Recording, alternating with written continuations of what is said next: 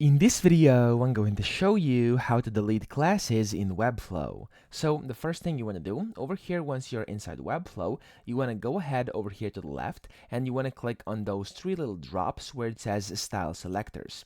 Now, when you do this over here, these are all your different classes you have inside your website. And if you actually want to delete all the unused ones, because only the unused ones can actually be deleted, you want to click on this kind of broom icon up here, which says Clean Up Unused Styles. Click on this, and then it's going to show you all of them that are not actually used.